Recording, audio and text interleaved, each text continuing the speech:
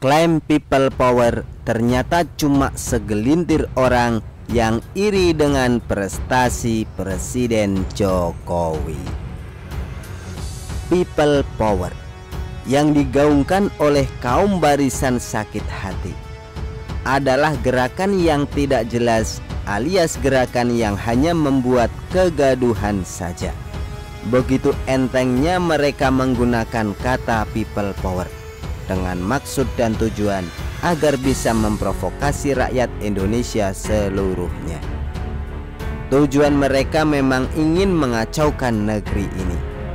Jadi ketika mereka menuntut Pak Jokowi turun dengan segala macam tuduhan, sebenarnya itu adalah cara untuk membuat kekacauan.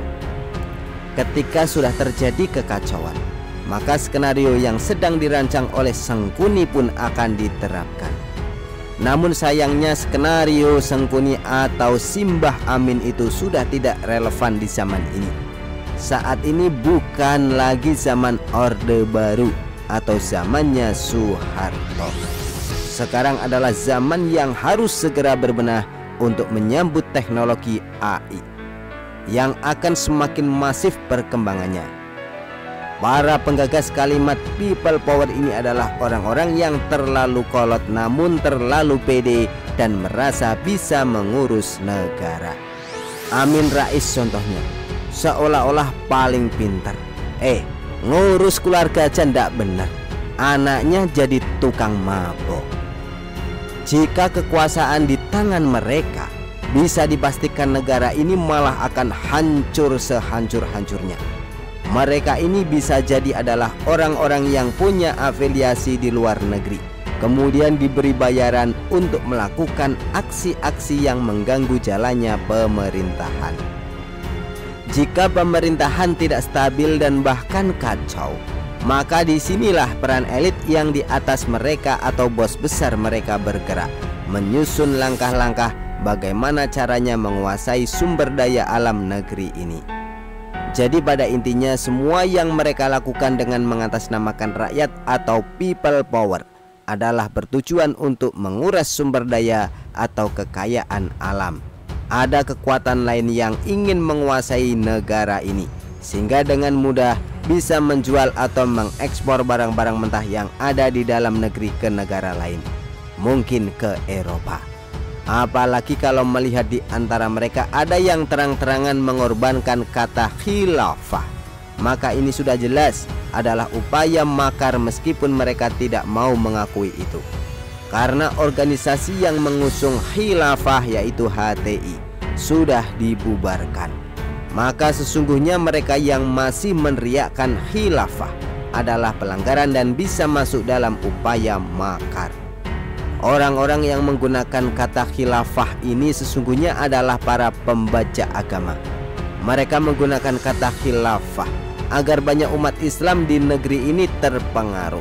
Padahal makna khilafah yang sebenarnya bukanlah seperti yang mereka pahami. Jika mereka mendapatkan banyak dukungan dari mayoritas umat Islam, maka sudah pasti akan mudah bergerak untuk membuat kekacauan di negara ini. Maka karena itulah ketika mereka sudah bertahun-tahun tidak berhasil mengacaukan negara ini dengan skala yang lebih besar, lalu digunakanlah kata people power. Dan semua ini arahnya untuk merampok kekayaan negara. Para cecungu inilah yang jualan agama yang akan menjual negeri ini ke asing dengan harga yang sangat murah.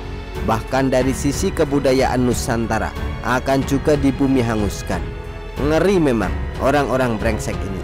Maka sebaiknya seluruh rakyat Indonesia yang masih mencintai negeri ini harus melawannya, sehingga sejatinya gerakan mereka bukanlah people power, tapi hanya power supply yang sudah jadi barang rongsokan karena tidak bisa lagi menampung arus listrik. Kabarnya aksi people power yang akan mereka lakukan di Bundaran Geladak Kota Solo, Jawa Tengah pada hari Jumat ini ternyata tidak punya izin alias isinya tidak diterbitkan. Hal ini sudah disampaikan oleh Kapolresta Solo Kombes Iwan Saktiadi. Jadi mereka ini sangat memaksa apa yang mereka inginkan.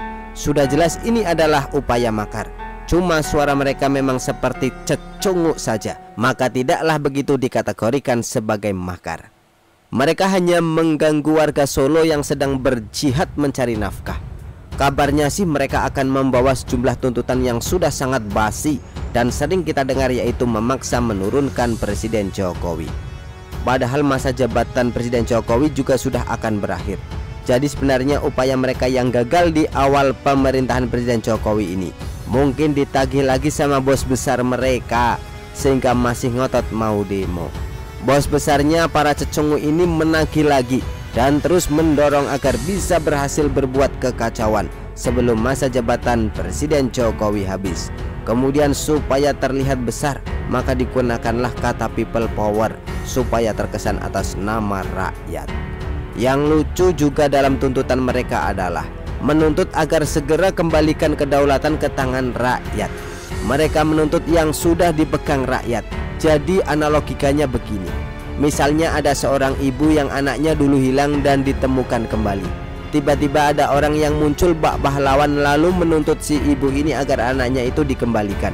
Jadi mau dikembalikan kemana? Sudah kembali kok. Pekok memang orang-orang yang mengatasnamakan koalisi People Power Indonesia ini hanya bernalu di dalam negeri.